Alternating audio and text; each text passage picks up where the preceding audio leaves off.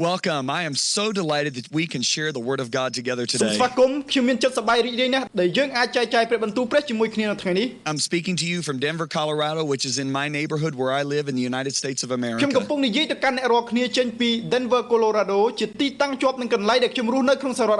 Our ministry is based here as well as Sydney, Australia, and London, England, or in England.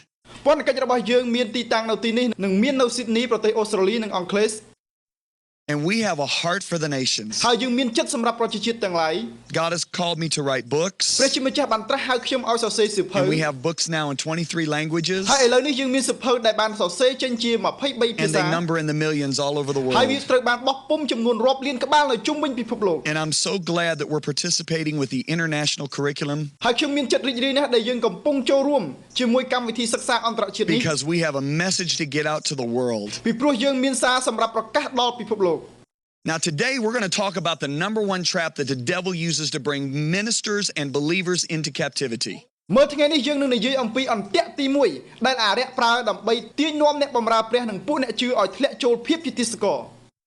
that trap is called offense. In Luke 17 verse 5, the apostles said to the Lord, "Increase our faith."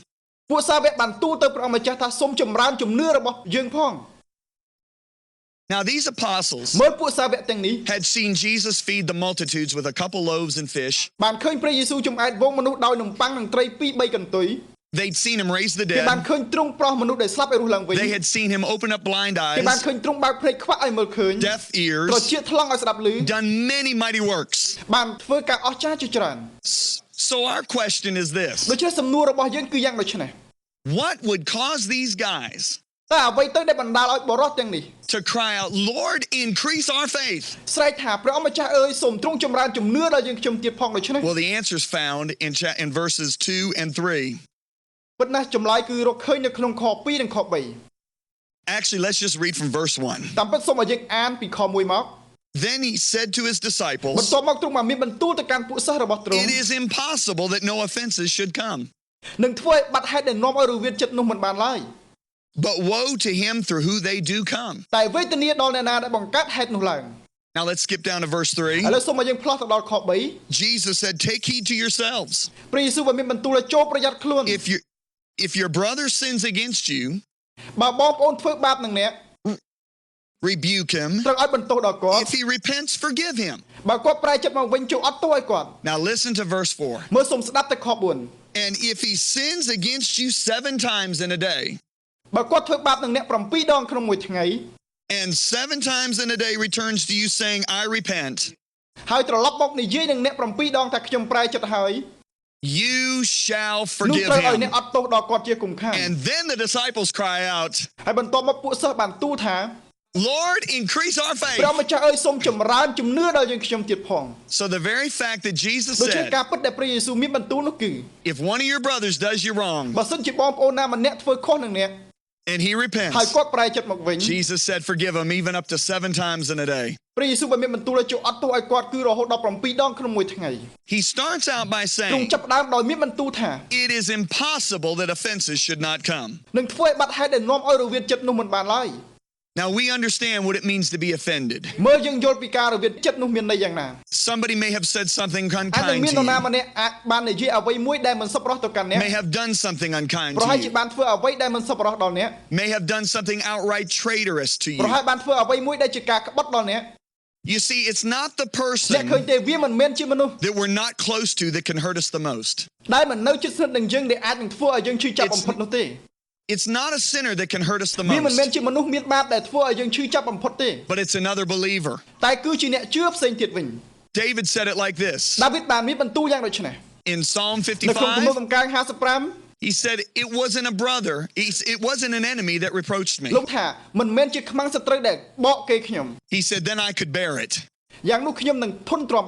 He said, "But it was you, my brother, my equal,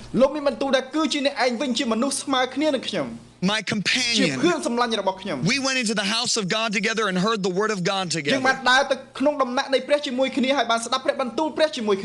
are the one that has lifted up yourself against me." Why is it that another believer can hurt us worse than a sinner? Because our expectations are higher on them. We have very little expectation on the world. But we have higher expectations on another believer and even higher on a pastor or a wife or a husband. If you look at it like this, if my expectation on the world is this much, and they do this much, then they've been that much of a blessing. But now, if my expectation is this high on a believer, but they've only done this much, even though they've been kinder to me than the world, they've still offended me by that much. If you look at what Jesus says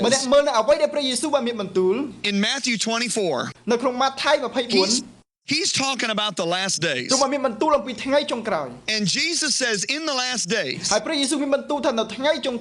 these are the signs that are going to occur. Now, most of you agree that we are living in the last days. The book of Daniel says that in the last days, knowledge will run to and fro easily. It will increase, and many will be instructed. That's exactly what's happening right now through this video school. We're living in the last days. Now look what Jesus says about the last days. He said, and then many will be offended. Now the Greek word for many there literally means a very vast majority.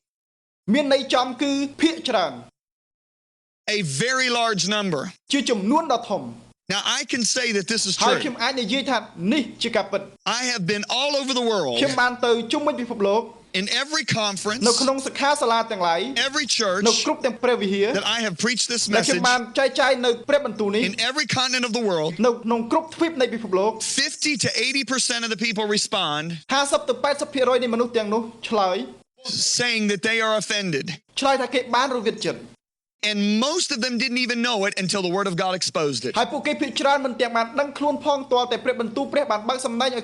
Jesus said many will be offended, will betray one another, and will hate one another. Now that's a progression. An offended person will eventually betray, and a betrayal will ultimately lead to hatred.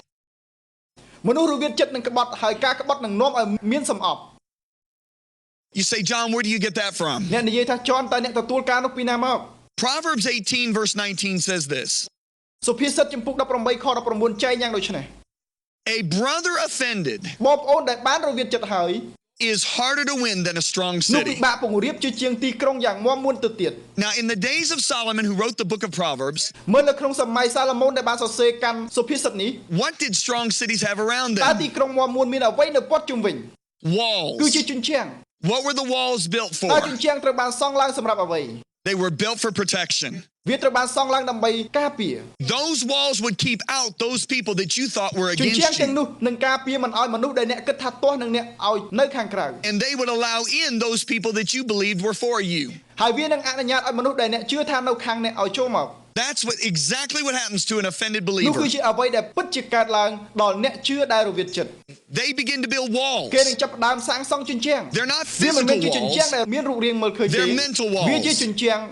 The New Testament calls them strongholds. We read in 2 Corinthians chapter 10 verses 3, 4, and 5. Though we walk in the flesh, we do not war according to the flesh. Everybody say this with me. We're in a war. This is not a playground, it's a battleground. Paul continues by saying, Though we walk in the flesh, we do not war according to the flesh. For the weapons of our warfare are not carnal, but mighty in God for the pulling down of strongholds. Now, what are those strongholds?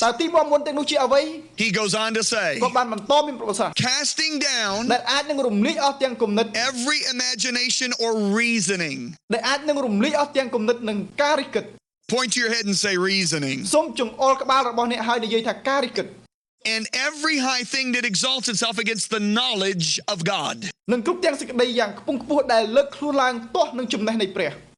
Point to your head and say knowledge. And bringing every thought captive to the obedience of Christ. What are strongholds?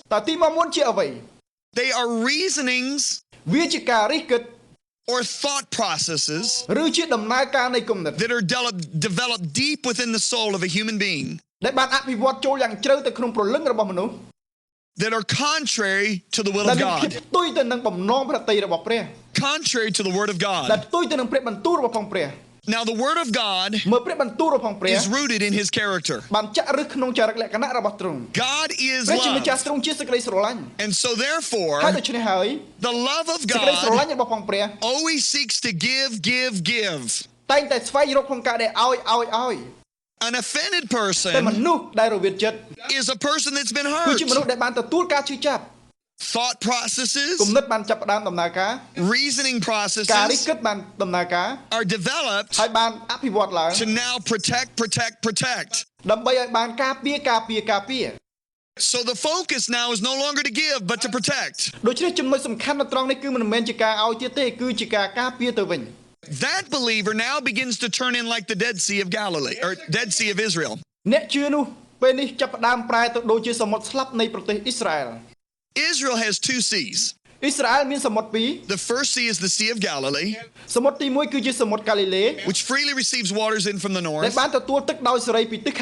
and freely gives out in the south.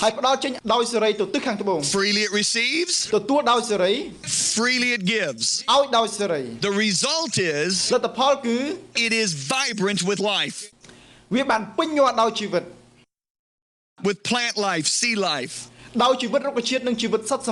The same living waters from the Sea of Galilee flow down the River Jordan and enter into the northern part of the Dead Sea. But the Dead Sea only takes in. It doesn't give out. The result is every bit of life that comes into the Dead Sea immediately dies. That's what happens to a believer when he's offended. He wants to receive from God, but he's hesitant on giving out. Why? I've been hurt. I don't want to get hurt again. Now that makes him a perfect candidate for betrayal. Now what is betrayal? When people hear the word betrayal, they think Judas. They think traitor. Now, the thing is, that's a limited definition of what betrayal is. Simply put, a betrayal is when I seek my benefit or protection at another's expense that I have a relationship with.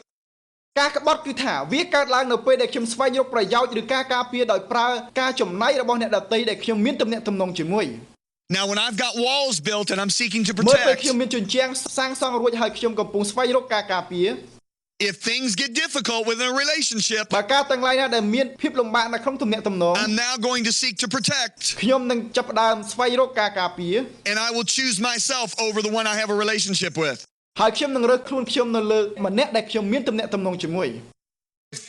That is a betrayal. And a betrayal, if it is not ultimately dealt with, will lead into hatred.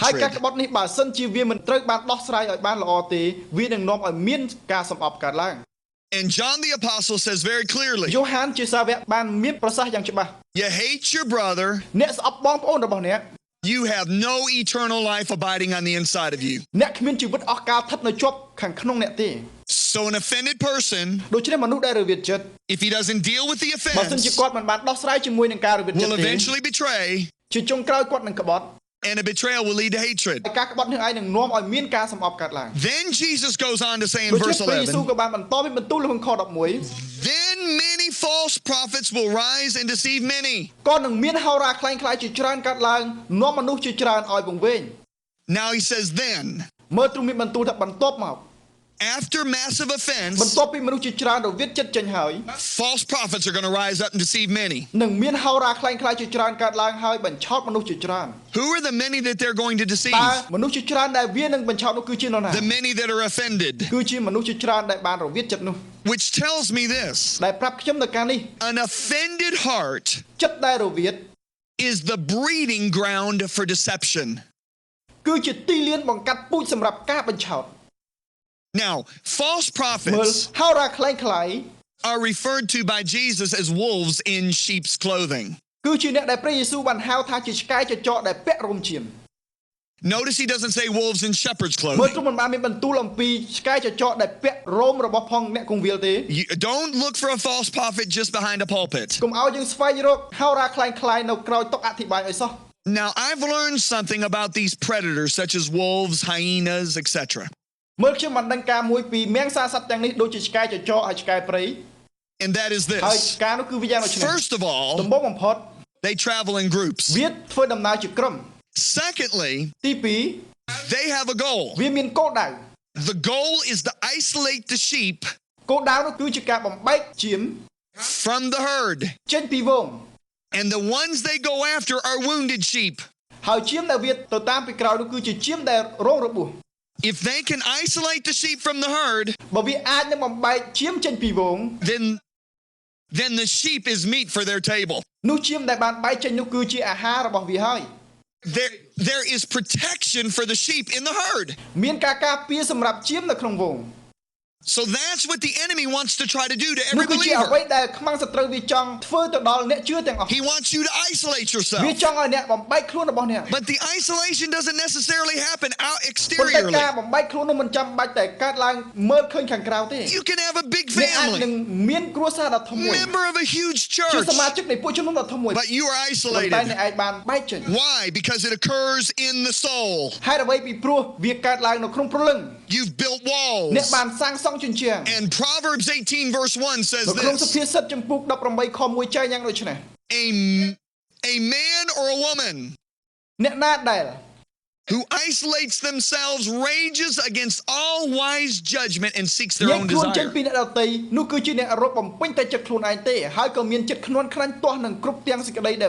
Then Jesus goes on to say in verse 12, and because lawlessness will abound. Lawlessness is disobedience. Offense is disobedience. He says the love of many will grow cold, but he who endures to the end shall be saved. So the result of being offended, of our disobedience, is that love would grow cold. Now, offense runs rampant in the world, but Jesus isn't talking about the world. You say, how do you know that? The Greek word there for love is the Greek word agape. Agape is the love of God that only believers have received. That is the love of God that Romans tells us is shed abroad in our heart by the Holy Spirit. That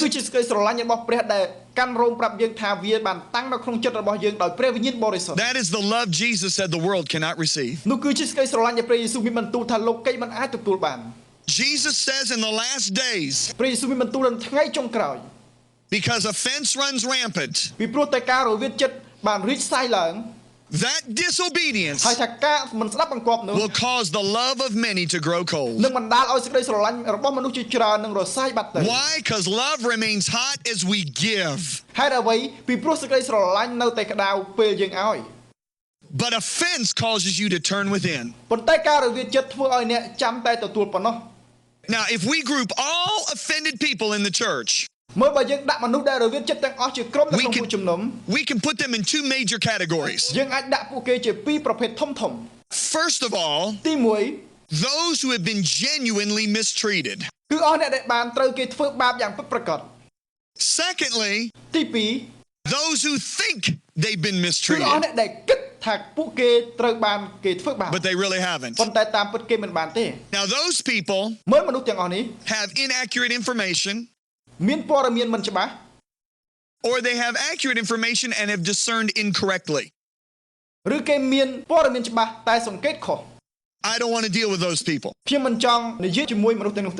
I want to deal with those who've been genuinely mistreated. Now you say, you don't know what's been done to me. Now I want to ask you something. How many of you have ever heard somebody say that? Just put up your hands right now. Let me ask you another question. How many times have you ever said that? Don't raise up your hands. You don't know what they did to me. Oh, how many times I've heard that. But Brother John, you don't know what they said about me. You don't know what they did. It ruined, it hurt my ministry. The answer is no. You don't know what you did to Jesus. A person that cannot forgive is a person that has forgotten what they've been forgiven of. Let me say that one more time. A person that cannot forgive is a person that has either forgotten or never realized what they've been forgiven of. You're in Matthew 24. Let's slip back to Matthew 18. Peter comes up to Jesus in verse 21. Then Peter came to him and said, Lord, how often shall my brother sin against me and I forgive him? Up to 7 times?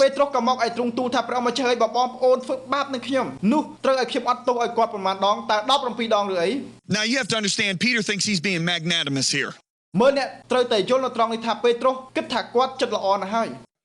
Because he lived under the law. And the law said an eye for an eye and a tooth for a tooth. In other words, you kill my dog, I get to kill your dog. So what Peter's doing here is he's just thinking as big as he can. Why? Because these guys are always jockeying for who's the greatest, right? And Peter's already 2 notches up on all the rest. Because he walked on the water, and he was the one that said, you are the Christ, the Son of the living God. So this is the way these guys thought, unfortunately. So he thinks, I'm going to go up another notch. And he thinks just as big as he can. And he says, all right, Jesus. He said, if my brother sins against me 7 times, that's enough, right? And he's expecting Jesus to look at him and go, blessed are you, Peter. You got it. But what does Jesus say? Look at verse 22. Jesus said to him, I do not say to you up to 7 times, but up to 70 times 7. That's 490 times. And if you remember in Luke's gospel, he said in one day. Now for you to sin against me 490 times in one day, you would have to do it once every 3 minutes, provided you and I don't go to sleep. I don't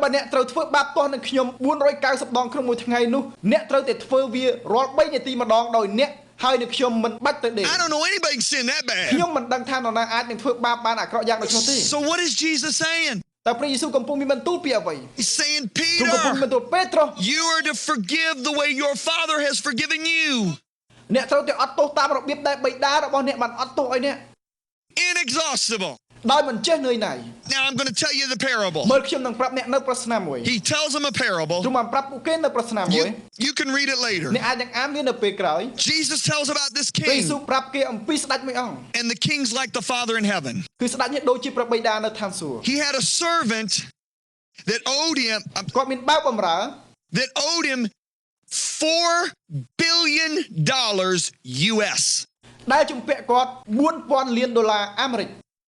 Now I'm converting this. It says 10,000 talents, but it's $4 billion US.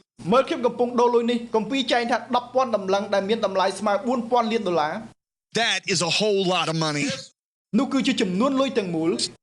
To most every American, that is an unpayable debt. And Jesus said this servant pleaded with the king and said, forgive me. Have mercy on me. And the king forgave him and released him from the debt.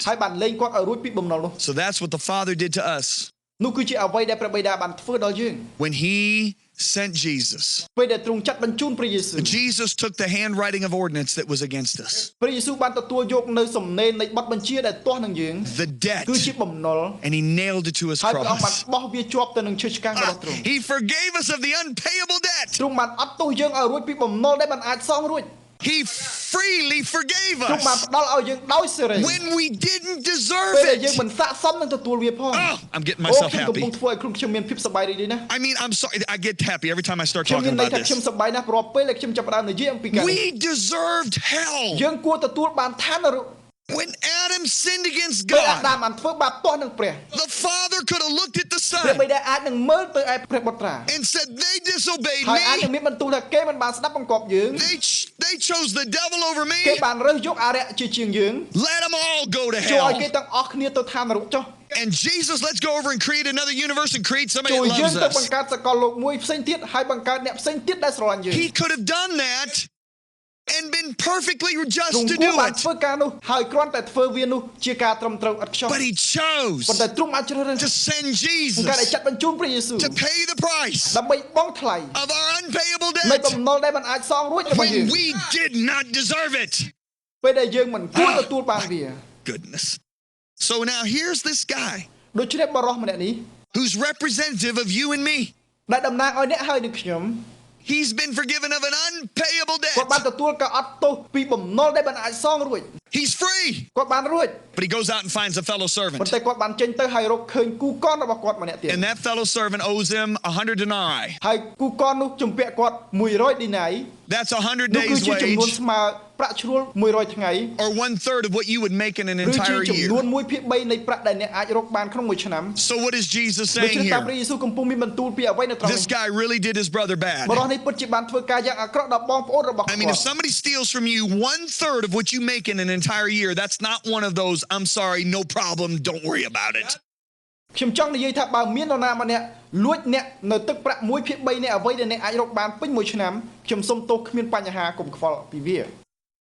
This is really, really bad what this brother did to him.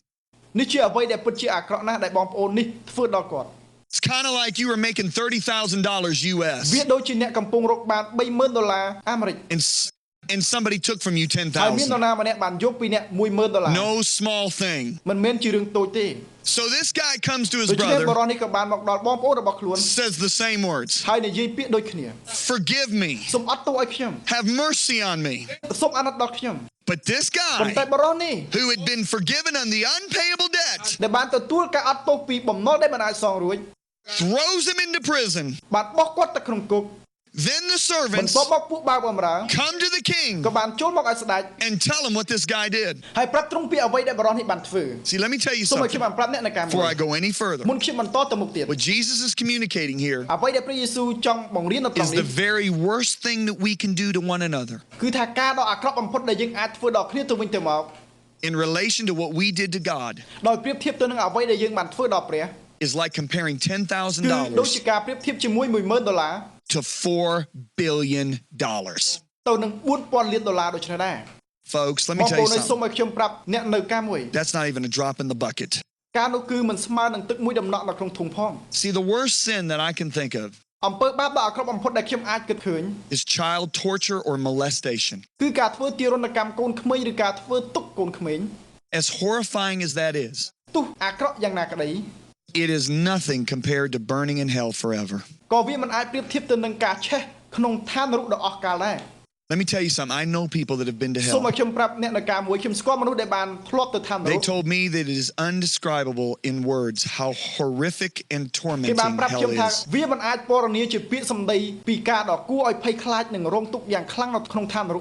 one person that I know that went to hell told me they had to sleep with the lights on in their house for 2.5 months afterwards.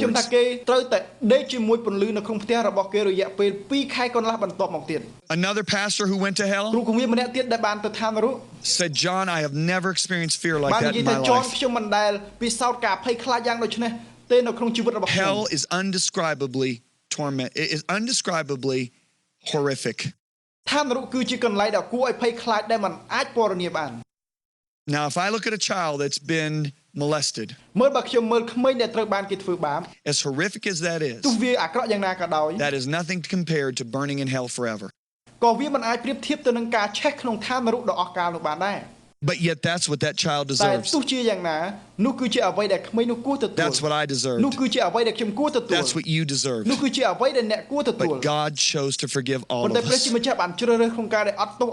the sacrifice of His Son, Jesus Christ. That is why I said a person who cannot forgive is a person that has forgotten what they've been forgiven of. These servants came and told their king how this man would not forgive. Verse 32. Then his master, after he had called him, said, You wicked servant. Notice he does not say wicked heathen. This guy is a type of a Christian because he's already been forgiven of the unpayable debt.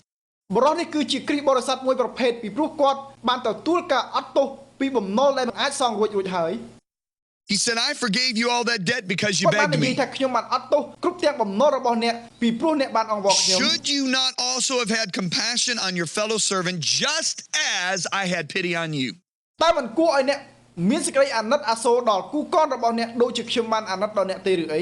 The Bible says we are to forgive just as God and Christ forgave us.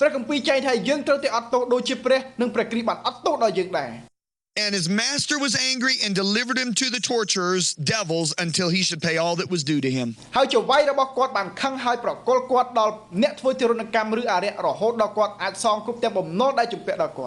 All that was due to him? That's the unpayable debt. What Jesus is saying here is so mind-blowing to these guys that this is the only parable in all 4 Gospels he gives the interpretation without being asked.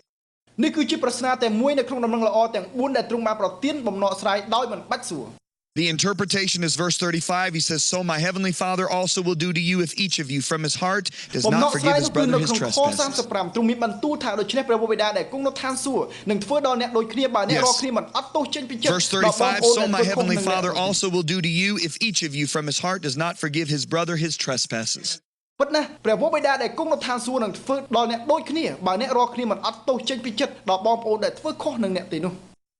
See, Jesus says in the Lord's Prayer,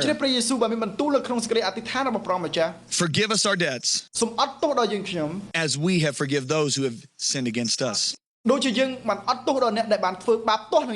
You will be forgiven the way you forgive. តាមរបៀបដែលអ្នកអត់ទោស Don't ever forget that. សូមកុំឲ្យភ្លេចការនោះឲ្យសោះ Now let me say this. សូមឲ្យខ្ញុំនិយាយការនេះ This is not a bunch of theory to me. នេះមិនមែនជាសំណុំនៃទ្រឹស្ដីទេចំពោះខ្ញុំ Before I got saved, មុនដែលខ្ញុំបានទទួលការសង្គ្រោះ it wasn't too difficult for me to វាមិន forgive. ពិបាកណាស់ណាទេចំពោះខ្ញុំក្នុងការអត់ទោស After I got បន្ saved, ទាប់ពីខ្ញុំបានសង្គ្រោះហើយ it was much easier. វាកាន់តែងាយស្រួលបន្ថែមទៀត But there was a man ប៉ុន្តែមានបរិសម្នាក់ who I highly respected. ដែលខ្ញុំគោរពយ៉ាងខ្លាំង My expectations on him were សេចក្តី huge, រំពឹងទុករបស់ខ្ញុំទៅលើគាត់គឺធំណាស់ which is not good. ដែលមិនល្អ He was a father to me in the គាត់គឺជា faith. បិតាដល់ខ្ញុំក្នុងសេចក្តីជំនឿ He did things to me គាត់បានធ្វើការដល់ខ្ញុំ that devastated me ដែលបំផ្លាញខ្ញុំ over a course of a year. ក្នុងរយៈពេល1ឆ្នាំ They were so obvious វាជាការជាក់ច្បាស់ and so devastating. ហើយបំផ្លាញយ៉ាងខ្លាំង People were coming to me constantly មានគេតែងតែមកឲ្យខ្ញុំ saying, "Are you okay, ដោយ John?" និយាយថាតើអ្នកមិនអីទេឬចន I said, "I'm ហើយខ្ញុំ fine." និយាយថាមិនអីទេ Are you going to go to ហើយ him? តើអ្នកនឹងទៅឲ្យគាត់ទេ I said, "No, no, no. I'm going on with the call of God on my ហើយខ្ញុំ life." ឆ្លើយថាទេខ្ញុំនឹងទៅជាមួយនឹងការត្រាស់ហៅរបស់ What ព្រះ I នៅក្នុង didn't ជីវិតរបស់ខ្ញុំ realize was I was too អ្វី proud ដែលខ្ញុំបានដឹងថាខ្ញុំមានអំនួតយ៉ាងខ្លាំង to admit I had been offended. ក្នុងការដែលសារភាពថាខ្ញុំបានរវិតចិត្ត For me to admit that I was offended ចំពោះខ្ញុំការដែលខ្ញុំរវិតចិត្តនោះ was for me to say I was គឺ weak. ដូចជាខ្ញុំនិយាយថាខ្ញុំខ្សោយដូច្នោះដែរ And I did not want to admit that I was weak. ហើយខ្ញុំមិនចង់សារភាពថាខ្ញុំខ្សោយទេ Now, months went by. មើលជាច្រើនខែកន្លងផុតទៅ I'm still preaching. ខ្ញុំនៅតែចែកចាយព្រះបន្ទូល I'm still laying hands on the sick and they're getting healed. ខ្ញុំនៅតែដាក់ដៃលើមនុស្សឈឺឲ្យគេបានជា Still seeing demons come out of នៅ people. តែឃើញអរិយសាតាំងចេញពីមនុស្ស But yet I'm drying up. ប៉ុន្តែខ្ញុំមានភាពស្ងួត Ministry is becoming more of an occupation, not a passion. វណ្ណកិច្ចកាន់តែคล้ายទៅដូចជាមុខរបរមិនមែនជាបំណងចិត្តឆេះឆួលទៀត Everything was drying up. គ្រប់ទាំងអស់គឺវាស្ងួត I remember being in my ខ្ញុំចាំ car ពីការដែលខ្ញុំនៅក្នុងឡានរបស់ and ខ្ញុំ my wife next to me. ហើយប្រពន្ធរបស់ខ្ញុំអង្គុយនៅជា A ប់ខ្ញុំ worship tape was playing. ចម្រៀងថ្វាយបង្គំកំពុងលេង She was worshiping and tears were running down her eyes. នាងកំពុងថ្វាយបង្គំហើយទឹកភ្នែកបានហូរចុះពីភ្នែករបស់នាង She looked over at នា me ងបានមើលមកឲ្យខ្ញុំ and there I was driving. ហើយខ្ញុំកំពុងបើកឡាន She said, "John, what's នាងនិ wrong?" យាយថាចនមានរឿងអីហ្នឹង I said, I'm okay, I'm just ខ្ញុំ meditating." បាននិយាយថាបងមិនអីទេបង Well, មិនអីទេ This went on for months. បងកំពុងតែសញ្ជឹងគិតព្រះបន្ទូល Finally, ហើយការនោះបានកើតឡើងជា it ច្រើន got ខែ so bad. ពីចុងបញ្ចប់វាក៏បានអាក្រក់យ៉ាងខ្លាំង I walked out to my backyard. ខ្ញុំបានដើរទៅលានក្រោយផ្ទះរបស់ខ្ញុំ I looked up. ខ្ញុំបានមើលទៅលើ I said, "Father in heaven, am I offended?" ខ្ញុំបាននិយាយថាបិតាដែលគង់នៅឋានសួគ៌តើទូលបង្គំរវិតចិត្តឬ I heard this on the inside of ហើយ me. ខ្ញុំបានឮសំឡេងនេះនៅខាងក្នុងខ្ញុំ Yes! ប៉ុន្តែ I mean, it was ហើយ loud. វាឮយ៉ាងខ្លាំង God wanted me to ព្រះ know. ជាម្ចាស់ទ្រង់សពតិឲ្យខ្ញុំដឹងថា Yes, you are ប៉ុន្តែ offended ឯងរវិតចិត្តហើយ because you can't get free until you admit ពី it. ព្រោះអ្នកមិនអាចរួចមានសេរីភាពបានទេ And I ព្រោះតែអ្នក remember សារភាពវាខ្ញុំបាន saying, ចង់ចាំ "Lord, ហើយនិយាយថាព្រះម្ចាស់ You got to help me with this. ទ្រង់ត្រូវតែជួយខ្ញុំជាមួយការនេះ I can't do this on ទូល my បង្គំមិន own. អាចធ្វើវាដោយខ្លួនឯងទេ I've prayed and prayed and prayed, ខ្ញុំបានអធិដ្ឋានហើយអធិដ្ឋាន but I can't get free." ប៉ុន្តែខ្ញុំមិនអាចរួចសោះ Well, I was at the end of a 4-day ប៉ុន្តែខ្ញុំ fast. បានមកដល់ចុងបញ្ចប់នៃការអធិដ្ឋានត4ថ្ងៃ I walked into a ខ្ញុំបាន funeral. ដើរទៅចូលរួមបុណ្យសពមួយ There was this man of ហើយ God នៅទី doing នោះ this គឺមាន funeral. បរិសរបស់ព្រះម្នាក់នេះកំពុងធ្វើបុ I ណ្យ was សព in the back. ខ្ញុំស្ថិតនៅខាងក្រោយ 3/4 of the way through, នៅចម្ងាយ3ប្រឡោះផ្លូវ I started weeping and weeping and said, "I forgive you, I forgive you, I forgive you." ខ្ញុំបានចាប់ផ្ដើមយំហើយនិយាយថាខ្ញុំអត់ទោសឲ្យអ្នកអត់ទោសឲ្យអ្នកអត់ទោសឲ្យអ្នក I walked out of that funeral ខ្ញុំបានដើរចេញពីបុណ្យសពនោះ and I thought, "Thank God, ហើយខ្ញុំបានគិតថាអរគុណព្រះ it's done." វាបានសម្រេចហើយ 2 weeks later, 2 សប្តាហ៍ក្រោយមក I saw him again. ខ្ញុំបានឃើញគាត់ម្ដងទៀត As soon as I saw him, នៅពេលដែលខ្ញុំបានឃើញគាត់ these thoughts started bombarding my គំ mind. និតទាំងនេះបានចាប់ផ្ដើមវាយប្រហារគំនិតរបស់ខ្ញុំ How can he be so ហើយ blessed? គាត់បានទទួលប្រពោខ្លាំងដល់ម្លេះដោយរបៀ How បណា can God even use តើ him? ព្រះអាចប្រើគាត់ដោយរបៀបណា He did this to គាត់បាន me. ធ្វើការនេះដល់ខ្ញុំ He did that គាត់ to បាន me. ធ្វើការនោះដល់ខ្ញុំ He did this. He did this to that គាត់បាន person. ធ្វើការនេះទៅដល់មនុស្សនោះ He did that to that គាត់ person. បានធ្វើការនោះទៅដល់មនុស្សនោះ I walked out of that ខ្ញុំ place បានដើរចេញពីទីកន្លែងនោះ that នៅ afternoon. រសៀលថ្ងៃនោះ I thought about it. ខ្ញុំបានគិតអំពីវា I thought about it at dinner and ខ្ញុំ talked បានគិត about អំ it at ពីវា dinner. នៅពេលបាយល្ងាចហើយបាននិយាយអំពីវានៅពេលបាយ I ល្ងា went ច to bed. I went to bed thinking about it. ខ្ញុំបានចូលគេងនៅគិតអំពីវា I got up thinking about ខ្ញុំ it. បានក្រោកឡើងនៅគិតវា I went to work thinking ខ្ញុំបាន about it. ទៅធ្វើការនៅគិតវា And then I got បន្ scared. ទាប់មកខ្ញុំក៏ចាប់ផ្ដើមភ័ I យ thought, wait a ហើយ minute. ខ្ញុំបានគិតថាចាំមកផ្លែ I forgave ខ្ញុំ him. បានអត់ទោសឲ្យគាត់ I ខ្ញុំបានអធិ prayed. ដ្ឋាន I cried. ខ្ញុំបានស្រែក God even helped me. ហើយព្រះជាម្ចាស់ក៏បានជួយខ្ញុំ Why ដែ am រ I still fighting this? ហើយអ្វីបានជាខ្ញុំនៅតែតយុទ្ធនឹងការនេះ Well, Paul makes a statement លោកប៉ុលមានប្រសាសន៍នៅក្នុង in the book of នៅក្នុង Acts, កាន់កិច្ចការ chapter 16, verse 24. ជំពូក16ខ24 He says, this being so, I myself always exercise. Now the key word is exercise. Because if you go back to the Greek, that's literally what it is.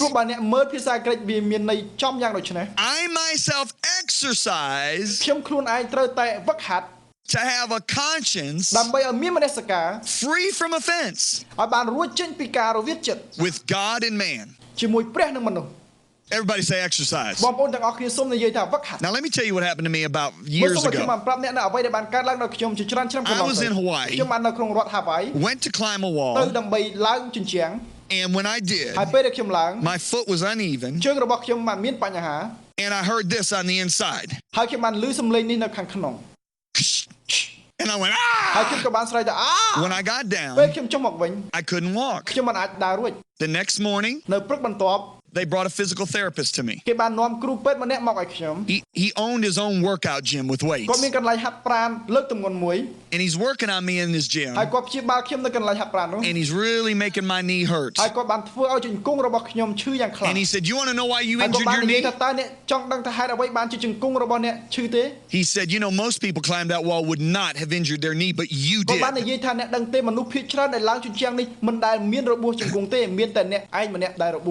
And I'm a little upset with him now. I said, all right, why did I injure myself and most people wouldn't? He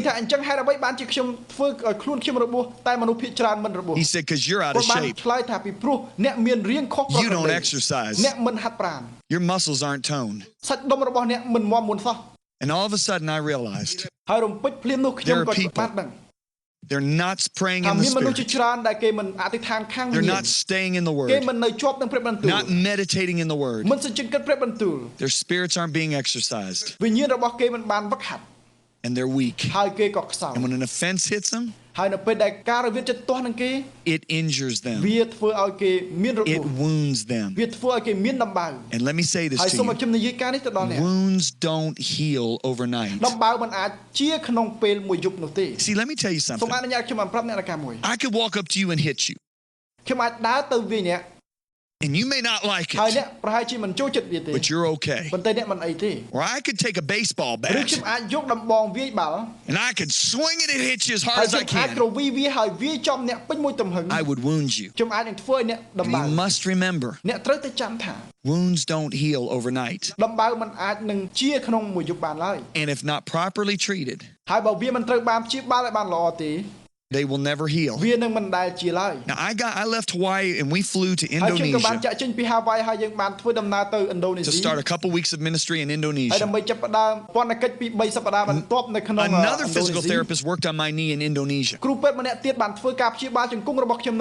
he said, John, do you want to know how you're going to get your knee healed? I said, yeah, tell me. He said, you need to exercise every day. And I thought about it. When these athletes injure their knees, they do physical therapy, which is focused exercise to get their knees stronger than what it was before. And the Lord dealt with me. He said, son, you've been wounded by that man. You've prayed to forgive, but you're wounded. You've got to be healed. I said, Lord, how do I get healed? He said, exercise. I said, how do I exercise? And the Lord spoke to me. He said, Matthew 5, verse 44, which Jesus said, pray for those who abuse you. He said, son, pray for that man. For the next several weeks, this is the way I pray for him. Lord, in Jesus' name, bless him in Jesus' name. Next day, by the way, Lord, if you can, bless him. Now, that was like lifting a little penny on my foot. That kind of praying is not going to get you healed. So 4 weeks later, the Lord spoke to me again on another fast. He had me read Psalm 35, where David says, fierce witnesses have risen up against me. They reward me evil for good. But David said, but as for me, when they were sick, my clothing was sackcloth. I prayed for them like my mother and my brother. And God spoke to me right there. He said, son, I want you to pray for that man. Basically what you want me to do in your life or your families. Now that changed everything. Now I started praying. Father, I lift him up. I pray that he would walk as close to you as a man can walk close to you. That he would know you intimately. That you would strengthen his ministry. Increase the anointing on his life. Bring the finances he needs to minister the gospel. Protect his family. Surround his wife and children with angels. Bring godly counselors into his life. Now let me tell you something. That took everything in me to pray that way for him. Why?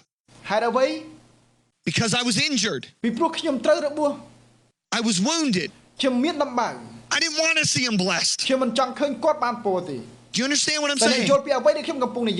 But I prayed that way. Because of what David said. Because of what God spoke to my heart. What am I doing? I'm exercising. But after a couple weeks, I started getting excited. I started wanting to see him get blessed. And I remember praying about 6 weeks like this. One morning I was deep in prayer. And I was praying for him. Out of my spirit came, so and so. I named his name. And when I said that, it was like junk came right out of my spirit. That morning I went, I'm healed. I'm healed. I'm free. Saw him 2 weeks later. Another little on the inside of me. I thought, what now? Now my wife, who's very prophetic, she sits down. She goes, honey, you need to go to him. I said, no, I don't need to go to him. I'm fine.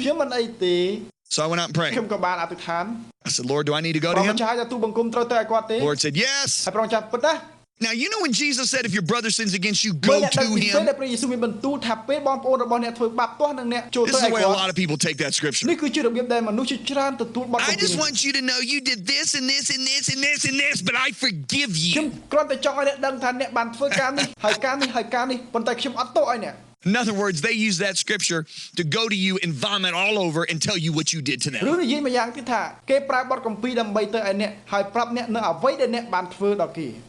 Now that is not what Jesus had in mind when he said go to your brother. What does Jesus have in mind when he says go to your brother? To reconcile with him. Now, there is a difference between forgiveness and reconciliation. And that can best be seen by the cross. When did Jesus forgive us? Answer was when he was on the cross. When he said, Father, forgive them, they don't know what they're doing.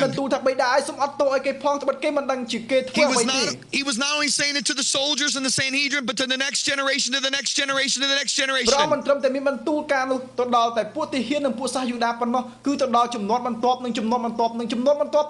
Right down to you and me. Why? Because our sins put him on that cross.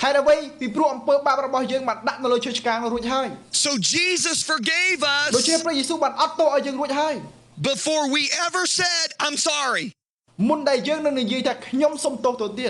Now get that. Get it. Some people say to me, well, I'll forgive them when they apologize. If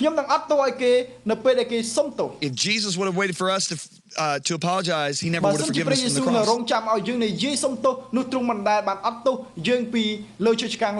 But now we weren't reconciled to God until we repented and said, I'm sorry, you're right, I was wrong. But what led us to repent? The answer is the goodness of God. So God caused the sun to shine on us. He gave us food. He gave us clothing before we were saved.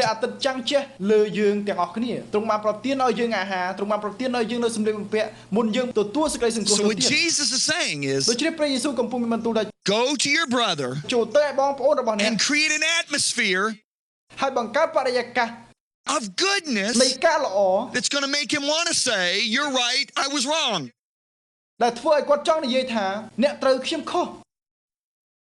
When you say you did this and this and this, but I forgive you, he goes, excuse me.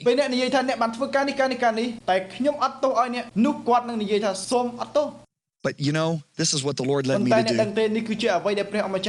bought this man a gift. A really, really nice gift. And I brought it to him. So I want to give this to you. He opened it up and went, wow.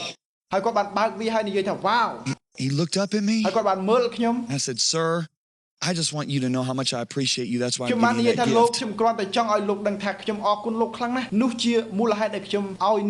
I'm creating an atmosphere of goodness. And I opened up the conversation with this. I said, sir, I have been wrong. I've been judgmental and critical of you, and I'm asking your forgiveness.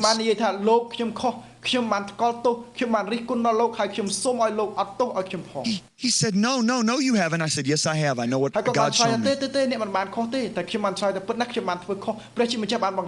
That opened him up. He shared his frustrations. In that meeting, we came together like this. And we've been like this ever since. And my life and my ministry completely changed from that day forward. I looked at my wife after that happened, and I said, you know what? When I first met the man, he could do no wrong in my eyes, and I loved him for it.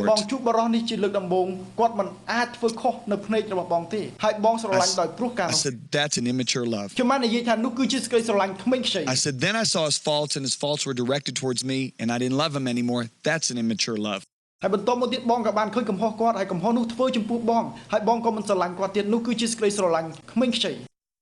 said, but now I still see his faults, but I love him with the intensity that I first met him. And I said, that's got to be the love of God, because the love of God covers the multitude of sins.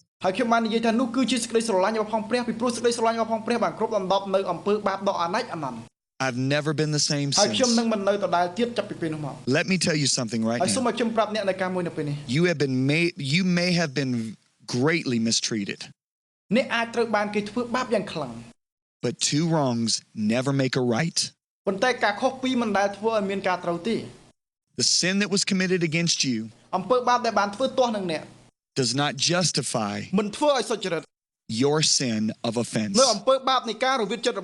You must realize unforgiveness, to carry an offense, is a sin.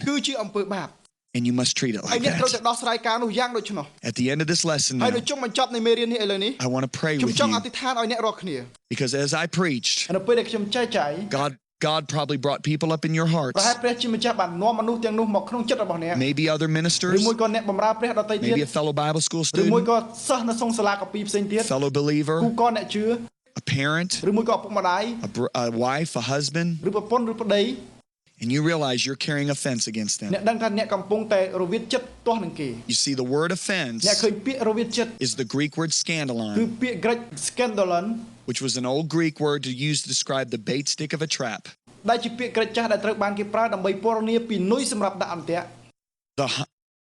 The hunter would put the bait on the bait stick, and it would capture the animal. Thereby, an offense is the bait of Satan to pull you into captivity. Let's pray now so you can get free from that offense. Father in heaven, forgive me. I realize today that even though I was done wrong, it does not justify my committing the sin of offense and unforgiveness. From my heart, I ask you to forgive me. Release me from my sin and cleanse me with the blood of Jesus. And now, Father, from my heart, I forgive. Now say their names out loud right now. I release them in your presence, Heavenly Father. In Jesus' name. Amen. God bless you. It's been a delight being with you and sharing the Word of God. I love you very much.